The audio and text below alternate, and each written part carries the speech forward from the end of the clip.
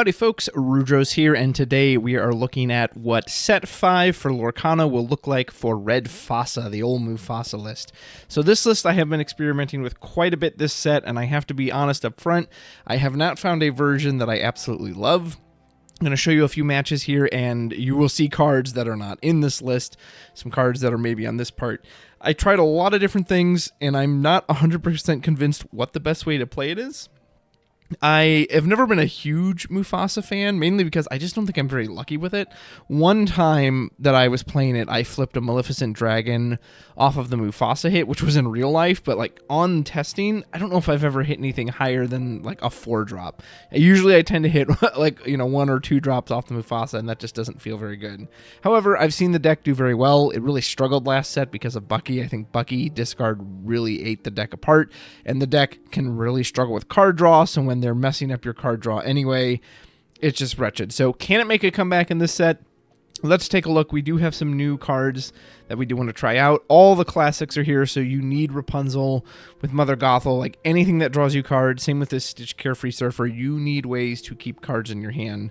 So as much card draw as you can fit in this list, you absolutely want to. This final version, I've gone in on Pluto, the Friendly Pooch.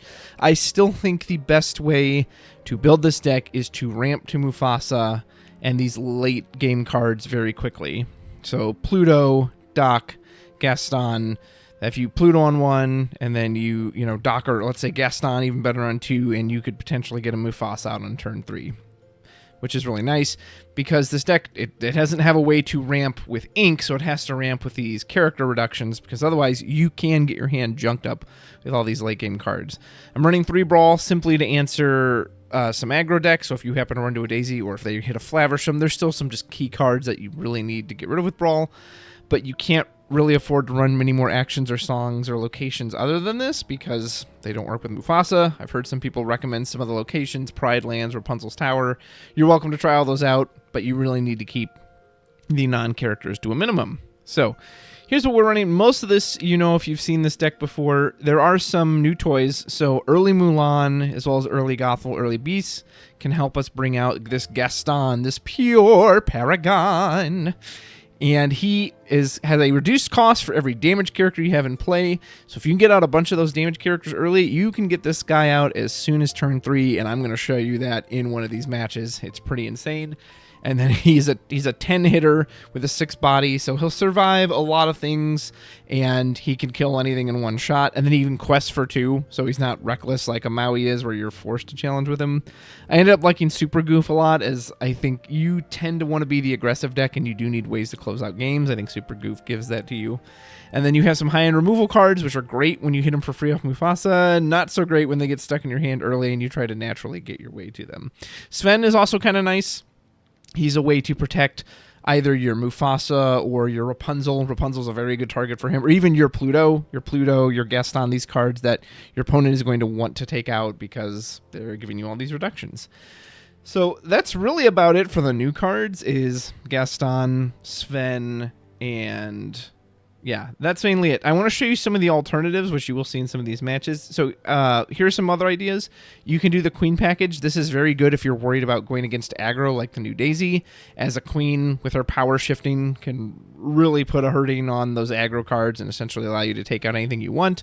Daisy, I did try quite a bit. I think she feels a lot weaker when you don't have the other aggressive tools to keep up with her. Like if I go Daisy on 1 and then I put out, Gothel on 2, I'm still not going so fast that...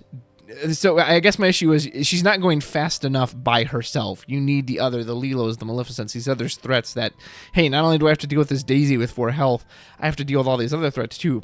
And because you're not going fast, the cards she gives to your opponent become really detrimental in this case. So even though I don't think Daisy is bad here, if you do go on Daisy, I think you need to go on a lower curve route and try to make the deck maybe more low to the ground, but then the more low to the ground you make it, the less payoff you have off of Mufasa. Queen package is nice. Flynn was solid. If he's just such a weird card. If you can keep high attackers on board so that you'll trigger him like Gothel, he's quite good. If not, you're going to struggle with Flynn. Maid Marian is okay. It's a bigger card you could put in for a hit off Mufasa. It quests for 2, got a decent body. can really slow down if they have a big attacker, and it's inkable, but it's really nothing special. I did try Maximus a few times, like this card quite a bit. The idea was that if you can get a card like Gaston out early, he'll just gain you 5 lore by existing, which is a really fun idea, but it was very difficult to get that to line up in practice. So might make another deck in the future about just kind of this cheesing lore with red. But he was a fun idea, and just, I don't know, just it was difficult to get it to work in practice. Here's Revive. This one is, in theory, works perfect for Mufasa, right? Because you just bring him back. He's ready, so he can't be challenged immediately, and then you can just keep recycling his effect. However, 1, it's uninkable. 2, it is another action, so it is going to reduce your Mufasa hits. If it was inkable, I could kind of stand it, which is kind of the nice thing about Brawl, but if it's uninkable, just like these high-powered cards, if you draw this early, it's just there. It just sits in your hand, and then you have to get the Mufasa to die, and if things are going well, Mufasa might not always die, so, but you could absolutely try it. Like, the synergy is clearly there. Let's show you some matches. Let's see how Mufasa looks in set 5. We're not going to waste any time. I'm going to show you the good stuff right off the bat. Another reason I had to make certain choices and cuts is because it requires so many slots. Like, to go in on the Mulan and the Daisy and the Pluto, that's so many 1-drop slots, and then other slots you have to change. So this game is going to be a really good argument if you want to show the power of early Gaston with the damage characters. You can absolutely do it.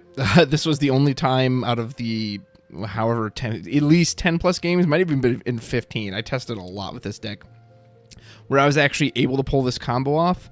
Granted, I sometimes question the shuffle around Tabletop Simulator, but nonetheless, our opponent does get to go first. They are playing a purple list, and this is going to be really fun. That was back when I was running the Lumiere, so check this out. So here comes Mulan. She takes 2 damage on entry, which normally would be great for that card like the Julieta Madrigal, right? To draw off of it, get some card draw, heal her up. But we actually want her to stay damaged for this because our goal is, if we can put out that Mulan turn 1, 2 more Mulan on turn 2, we now have 3 damage characters, which is absolutely what we're going to do. And remember, Gaston is reduced by 2 for each damage character. So currently he's reduced by 6. So Gaston currently costs 3. So as long as our opponent doesn't interact with these Mulans, which is why we didn't quest, and goes in for his own Shift Archimedes. That's kind of a fun card. I like that one. Challenger and Evasive. We can get Gaston out on turn 3, which is absolutely what we're going to do.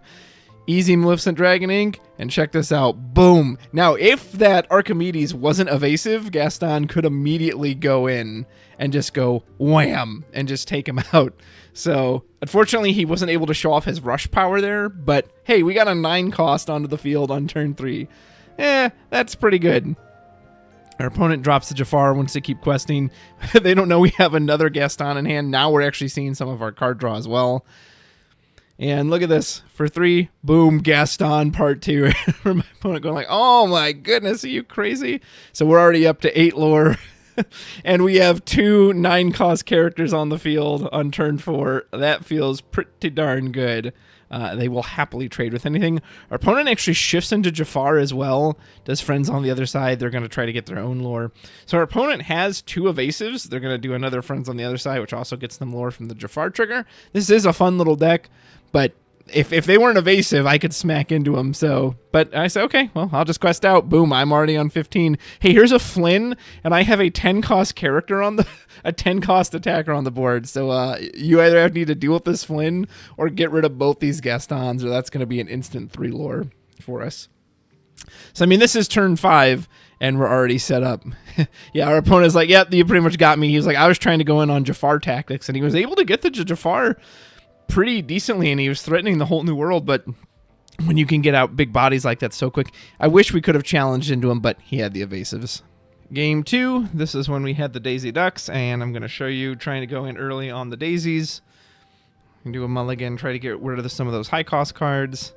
I put out a Daisy, and I'm going to try to put some early aggressive pressure on our opponent. This is where I had Piglet in as well, as if you're going for that early aggressive line, you want to do Daisy into Piglet, into, I don't even know what on 3. Maybe Beast Quest for 2. That's not terrible. And then it sets you up for a Rapunzel draw.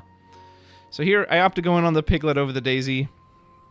We do draw a Beast into our opponent's hand. Yeah, this version this wasn't my favorite version. I personally prefer the Pluto and the Gaston ramp-up version. And by Gaston, I mean the Amber 3-cost Gaston. Is that the correct one? I don't know. I don't pretend to be an expert on Mufasa. It's not like I was always running this deck and then I stopped running it last set because of the discard. It's just something I think is a fun idea, and I can definitely see the potential of it. And I've seen other people be so successful with it. But I definitely have not had that same level of success. Now here, this is a good example. We drew this Gaston early, but this time we don't have the damage characters. We have a single damage Daisy, so he still costs 7. No Mufasa in sight. There's no way to get this Gaston out early right now unless our opponent is kind enough to just leave us with a bunch of damage characters. They are not, as a matter of fact. They've got Robin Hood to punish the Piglet. It was great. I got up to 7 lore, and the Diablo can challenge the Daisy while still living, so that's very good for him as well.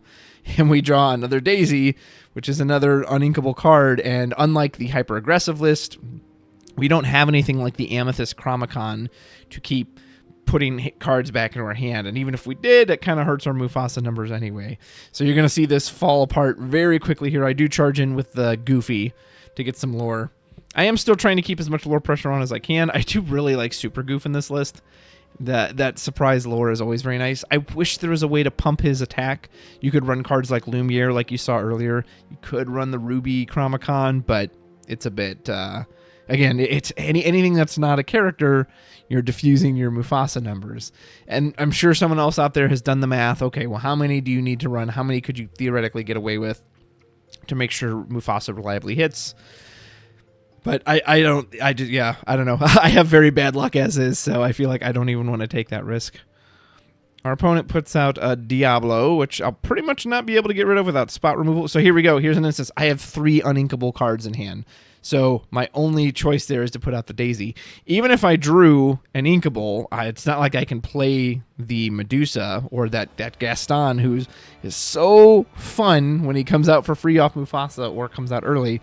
And then when he doesn't, he's just sitting there. And I think that, more than anything else, is my biggest personal issue with this deck. Is it, for me, it can feel very bricky. I've seen other people, man, they just navigate it so well. They seem to always get the Mother Gothel on, 2 or 3, followed up by the Rapunzel. They keep their hand filled. They get the early dock, the Gaston, right into the Mufasa. Like, when the deck is flowing and when people are running it really well, it's so smooth. It's smooth as butter, and it seems absurdly strong.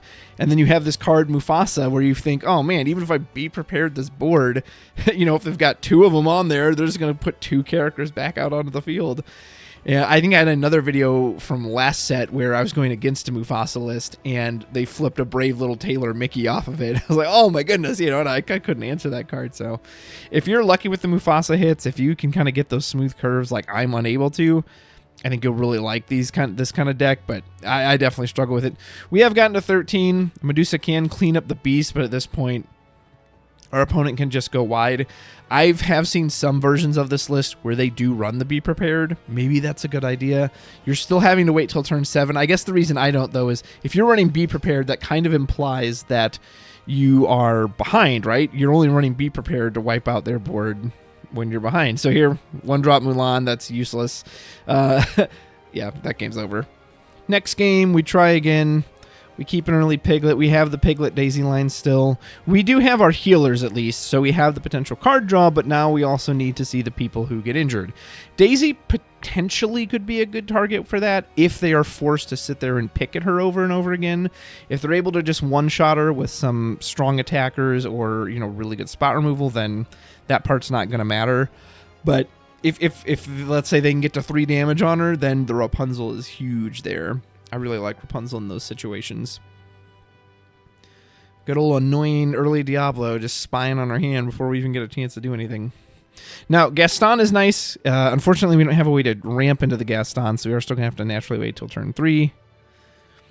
And yeah, so here's another instance where you have cards like the Stitch, where when he works, and when I see people make him work, it's so good. You get this big body on the board.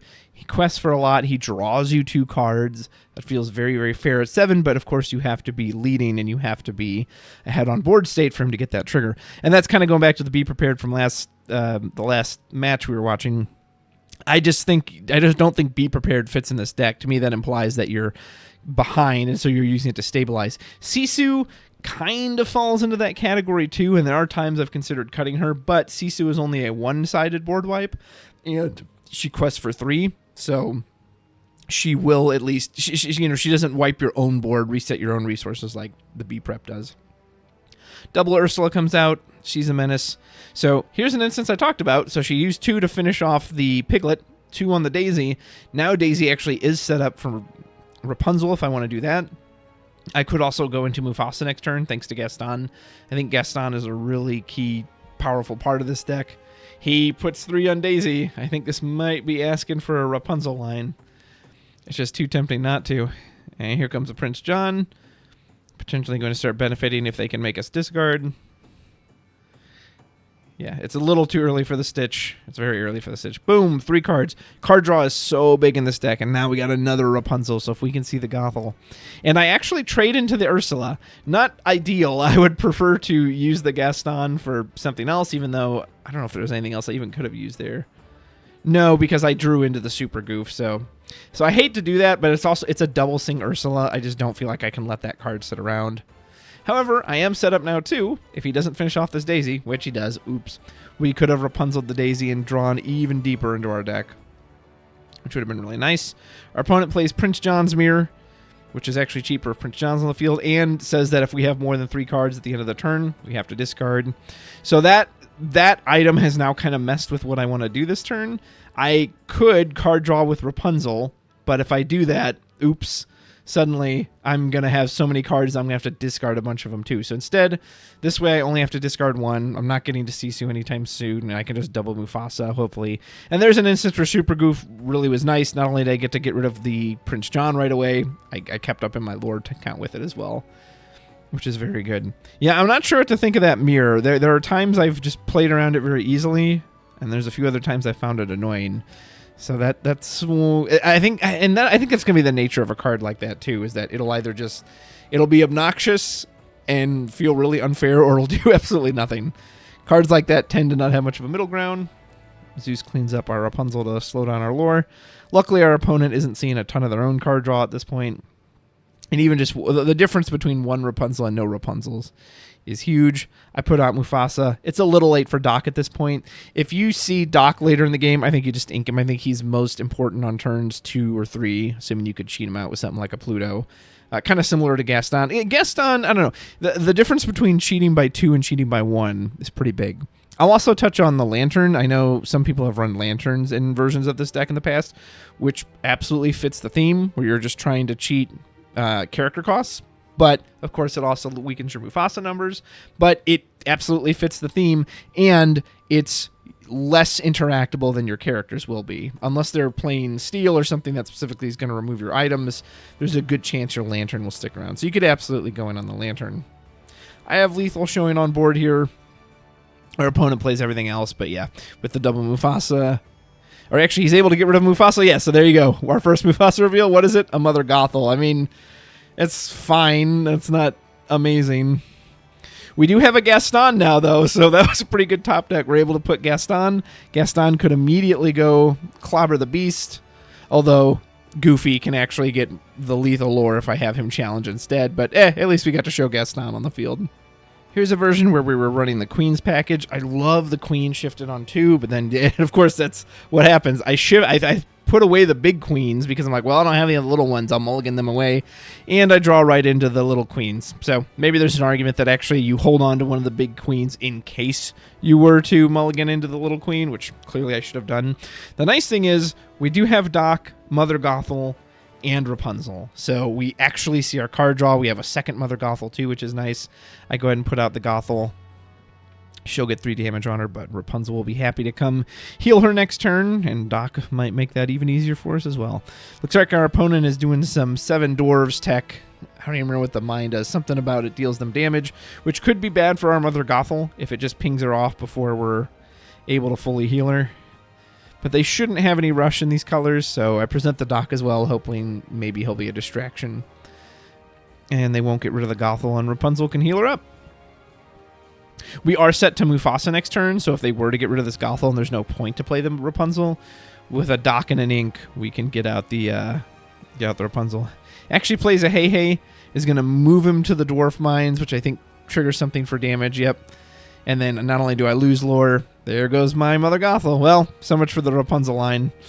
But, all right, well, sometimes you just got to do what the deck tells you to do. So you go all in on the Mufasa line. And this is what the deck wants to do. Just keep putting out Mufasas and keep getting as many free characters off of them. So let's see if we can actually get some Mufasa hits this game and see what they look like. It's kind of crazy a card like Hey Hey can kill Mufasa just by attacking it. A 2-cost taken out of 5-cost. But obviously that's why his stature so low, is because he has such a strong exit effect. However, we are completely reliant on top deck. Our opponent is putting out another location, and if this Hey Hey keeps bouncing between locations, not only is he going to keep stealing lore for us, it's going to keep doing damage as well. Hits our queen. Luckily, a 1 lore steal per turn is nothing compared to the amount we can quest, and then Hey Hey goes ahead and trades with Doc, says, nope, no more cheating for you, sir. So I can either play the Julieta, which I decide to do. I value the card draw here. I said, well, he's still got 1 Mufasa he's got to deal with. I go ahead and ink the Stitch. I considered keeping the Stitch for a brief moment, but I don't have the Doc. I don't have Gaston. I don't have any way to cheat in a character at this point, and it's going to be 3 more ink if I hadn't inked Stitch to get him out onto the field. So this is one of those instances where the deck feels slow, and I think this is the version without Pluto, and I really think Pluto just speeds it up a lot, which is why I have him in the final version. Good old John Silver. He'll get a buff from all the locations he has. He'll get extra lore, everything else. Also, by moving there... Did he ping? Oh, yeah, he put it back on. That's right, because I healed the queen, so he put 1 back on the queen. Here comes the second Mufasa, and I just say, all right, well, you're going to have to slow me down the old-fashioned way. Now, our opponent is out of cards. This is kind of one of the reasons I haven't liked any of the gray-red lists, even though I've wanted to build a couple of them. So what do we get off Mufasa? Julieta. I mean, it's okay. I get a card draw out of it by healing the queen. It's not incredible, but it's not terrible. I go ahead and put out Lumiere out there. That way he can, now if he trades into the next Mufasa, I actually go ahead and take out the location. It's an Agrabah. Want to weaken the John Silver. And I go ahead and play a beast. At this point, I'm just trying to go wide. Opponent doesn't have any cards in hand, so... And hopefully, if I top deck Rapunzel, the beast sets up for that as well. And so the more you go in... All right, second Mufasa hit. What do we get? Hey! Perfect of pure Paragon. Now that's a good hit. 9 costs for free. That quest for 2. Don't mind if I do. And that even rewatching it, I'd forgotten because of how many matches we've done. Like, I got excited rewatching that, and that is exactly why this deck is exciting and exactly why people play it. Yes, it sucks when you just flip Pluto or, Mulan or some 1 cost. That feels terrible. But when you flip Gaston, it feels amazing. So that's my current version of the list. Please, please, please let me know in the comments what ideas you have. If there's any other cards you think could really spice this list up, give it some more consistency. I typed in the word card draw with red and yellow just to get as much in there as you can. I think if this deck can consistently get more card draw, it can really, really be a menace and won't rely on you having to just kind of see those perfect opening hands. So I appreciate you watching. Please like and subscribe, leave a comment. All that really helps the video and helps the channel and allows me to put more time and effort into more Disney Lorcana videos, which I absolutely want to bring to you all. Hope you have a great day. I appreciate you watching, and until next time, take care.